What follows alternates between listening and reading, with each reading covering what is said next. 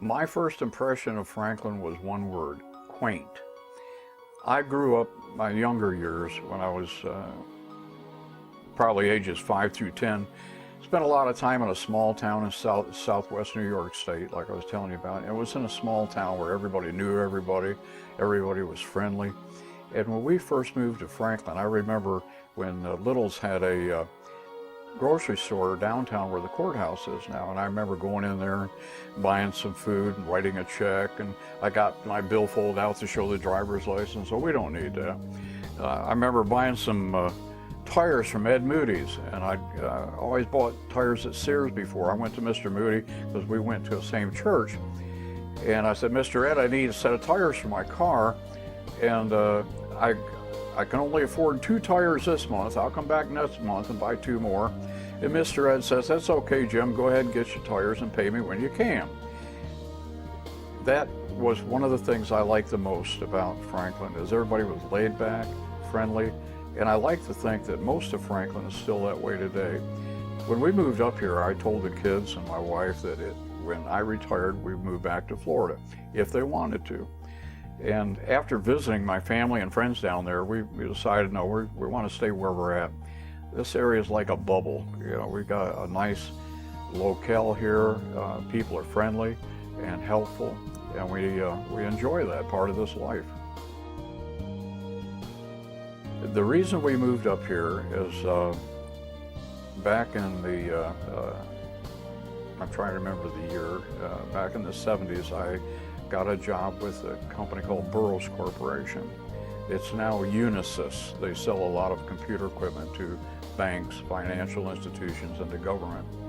And I worked my way up to what they call a zone manager, and I was in St. Petersburg at that time. They needed a district manager or branch manager in Nashville. I was offered that opportunity, so the company moved me and my family and I up here in 1977. I came up a month early, lived in a Howard Johnson's in Nashville, and we purchased this home that we've been in ever since then. And a month after I moved up, Sharon and the 3 girls moved up. They moved in August of 1977, just before school was about to start, so I tried to lay some groundwork. It was very difficult for Sharon and the girls to leave their friends down there.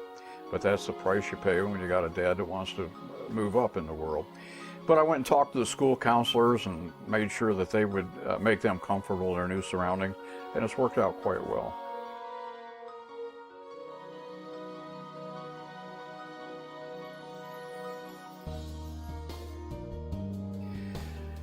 Yes, I did have a nickname when I was young. My uncle used to call me Windy Jim, because apparently when I learned to talk in sentences, I just went on and on and on. I do particularly like fried chicken. My favorite ethnic food is Italian, but there is no bad food. There's just some that's better than others, and I can prove that. Games we played when we were growing up. Did a lot of running. Probably baseball, hide and seek. We're talking about younger years, before I got into school and participated in different school sports. My favorite book is the one that I refer to the most, and that's the Bible, because Lord knows I need a lot of guidance a lot of times, and there's some good references in there. My first car that I ever purchased was a 1937 Ford, and I paid all of $75 for it. But what a great car to learn. You know, when I learned to drive, everything was stick shift. And a lot of people now can't handle that, or they have to take lessons. But I remember that car very well because it was my first car, and it worked out quite well. The lowest price I ever paid for gas, I remember this well because there were gas wars going on.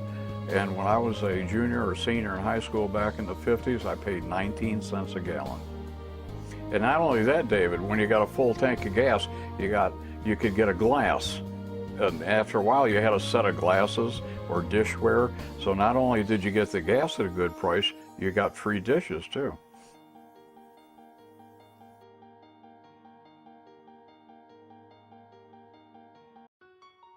I met my wife on a double date. He was somebody else's date, and we clicked and started dating and eventually got engaged and then got married. Raising 3 girls is a challenge, but I would much rather, having watched Friends, I'd rather raise 3 girls than 3 boys any day of the week. One of the main problems I thought about is one of them might be like me, and this way they're more like Sharon. And raising 3 girls is like raising 3 different girls from 3 different families, because they're all so different. And as a parent, you can probably relate to what I'm talking to, but raising 3 girls was a lot of fun, David. It really was. Our girls, we have a close family. We had a rule from day one that every dinner was a family dinner. You had to be home by 6 o'clock, and you could share what happened to you in school or during the day. And one of my favorite phases was watching my daughters as they started dating. They get a little bit peeved. I remember when we lived in Clearwater, when I was a reserve deputy with the sheriff's department down there, every time my oldest daughter would bring somebody in for me to meet that she wanted to go out with, I made it a point that prior to that, I was cleaning my .357 revolver on the table so he could see it in plain sight. And immediately I got some kind of authoritative status with that young man. I get my greatest sense of joy and peace when I'm with my small grandchildren. I've got 3 in South Florida that are 13, 11, and 8, and nothing pleases me more to spend time with them, other than time with my spouse. Yeah, I could tell you a lot about my mother, David. She was growing up without a dad. She had to be both a mother and a dad. She was a very hard worker. She spent almost 40 years with what was Northern Bell and then South Central Bell. It was Bell Telephone all those years. I remember when we moved to Miami, she was the first frame dame female they'd ever hired, and that's the ladies that work in the central office where the big telephone frames are. And she was real proud of that. She was a striver and wanted to continue to work her way up. And when she retired from Bell South, she had a good retirement and taught my brother and me what it's like to just don't be between jobs. Always have a job and always work. And I like to think that we followed her example.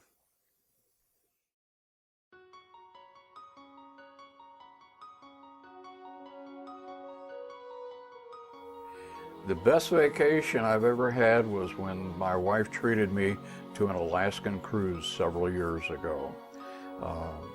I'm a retired Coast Guard, so she had been trying to get me to take cruises for years. And in my 30 or 39 to 40 years in the Coast Guard, in the Coast Guard Reserve, I've taken a lot of cruises. So she had to talk me into it, but once she got me to take one, it was the most enjoyable vacation we've ever taken. Yes, I'd be glad to elaborate on a little bit. The cruise was a Gaither homecoming cruise for the folks that know who the Gaither, Bill Gaither and his family, and the homecoming. They charter a whole ship, and it was Holland American Lines, and there were 2 or 3 shows a day, 2 or 3 shows a night. We went to Sitka, different cities up there, and took side trips to watch whales and a lot of sea life, and it was fantastic. The weather was in the fall. We got to see the glaciers, and it was not only was it fun, it was a educational cruise too. And the food was fantastic. Plenty of it all the time. There is, but it wasn't for me, it was for our children. I remember when our girls were small, we lived in Hollywood, Florida. We bought one of these kitchen sets that they could play with in the house, and you had to assemble it. And we were up till 3 o'clock Sunday morning just getting that together so it would be together by the time they got up on Christmas morning. I will never forget that as long as I live.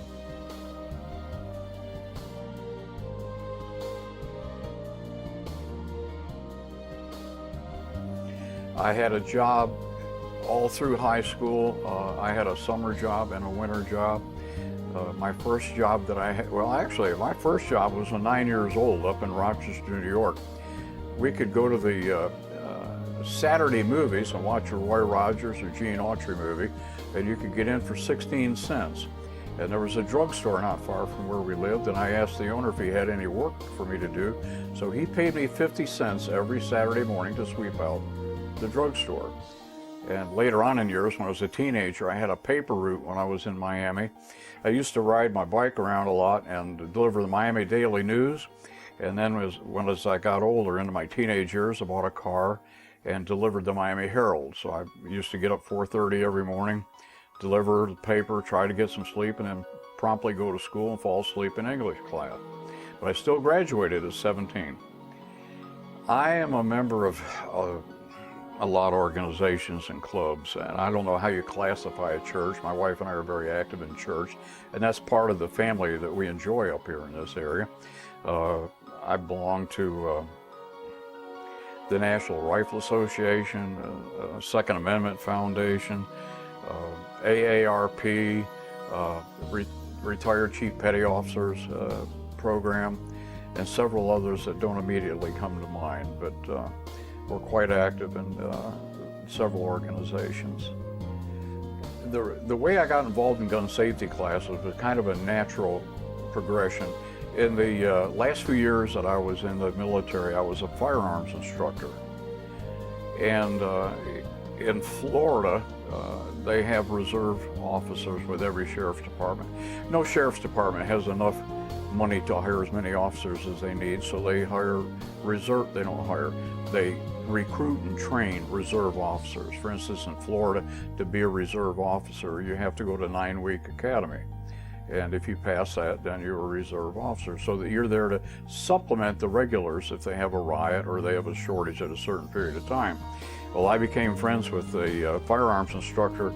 This was in Pinellas County, Florida. And when I moved up here, I became friends with the firearms instructor, and they needed help. And when they found out that I had extensive military experience, I became more and more involved. And for the last 20 years, I've been teaching civilians handgun shooting and safety courses at our sheriff's department.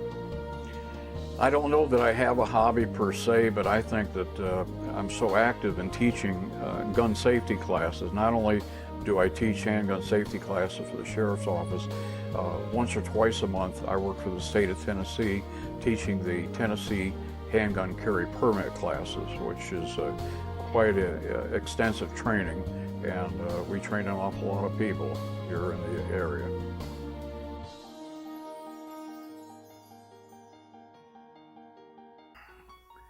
We lived in Hollywood, and I was working that day, and like everybody around me, I was shocked because I liked Kennedy, I liked his family, I liked the fact that he was a decorated World War II veteran. I can't help but think that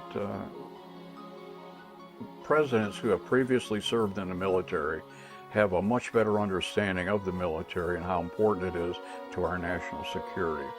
And not only was he, he was a decorated hero, and he was kind of like Prince Charming, married a beautiful wife and had a beautiful family, and I was real sad when that happened, just like the entire nation was.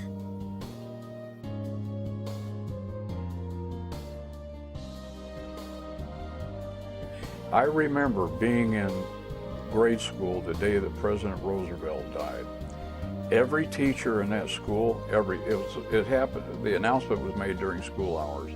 And we all cried, and half of us didn't even know who the president was, but that had to be one of the saddest days in America because he had seen us through so much of World War II and been a big leader and comforter to the nation. But that, for some reason, stands out in my mind, the day that Franklin D. Roosevelt died.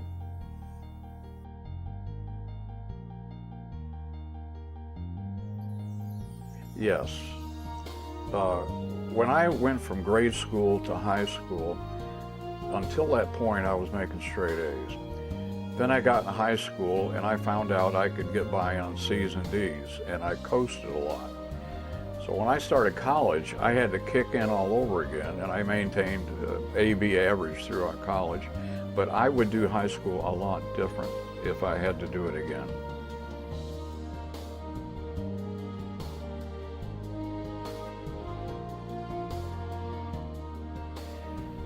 Probably there were several turning points in my life. I can't point out any one that was more important than another, but there's so many things that happens to people as they go through different stages in your life.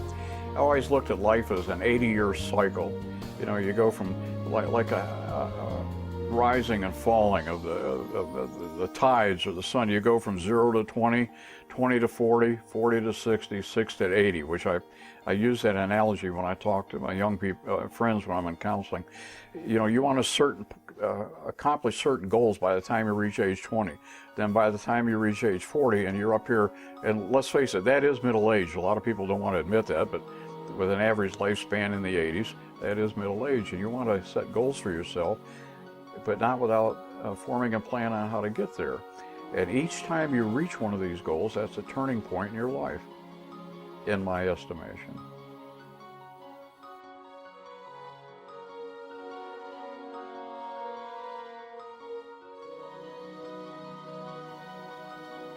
That's a good question, David, because I think of myself, as many other gentlemen do, as living proof that God has a sense of humor and a lot of patience.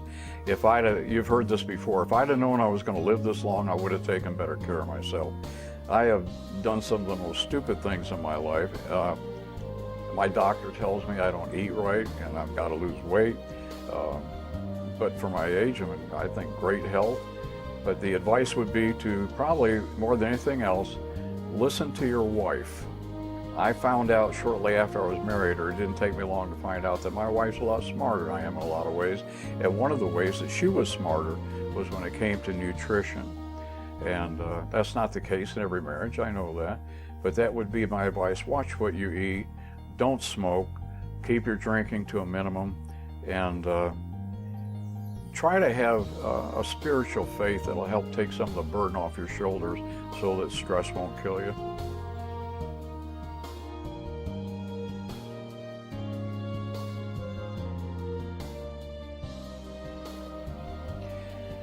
The most positive change is the fact that Franklin is trying very hard to maintain, and I say Franklin, I mean Greater Franklin, the small town image, because that's what made it so popular. You know, back in the 50s, there were 5,000 people. Now you've got 10 to 20 times that. And I think one of the reasons people come to this area is because of that good feeling that they have. Neighbor helping neighbor, courteous.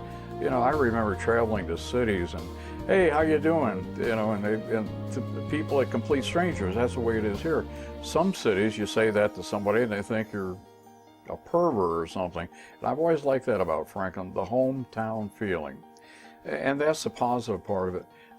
The negative parts is sometimes with building, your infrastructure gets, you're so intent on growing, you forget the highways and byways, and you've got congested traffic, you've got maybe not enough hospitals or schools.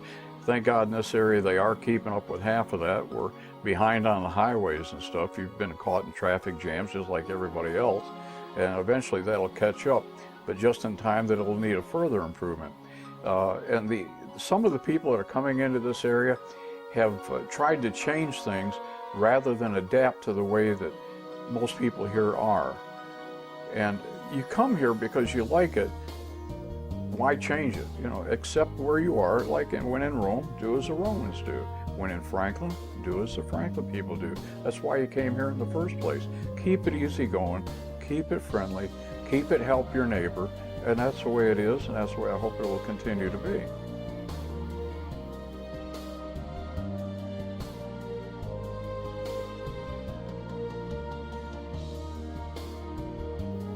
It would probably, if I put a message in a time capsule, it'll be open, let's say 100 years from now. Right now, I think what I would write down is, try and keep life simple, because I've seen so many changes in my time on Earth, and there were good things. I remember as a child seeing a Ford tri-motor airplane fly down the railroad tracks behind my grandma's house back in the 40s. I remember hobos coming in from the railroad track. Grandma would give them something to eat, they'd cut wood. I remember growing up in Miami and seeing these great big B-36 bombers fly over Miami when they had a strategic air base down there.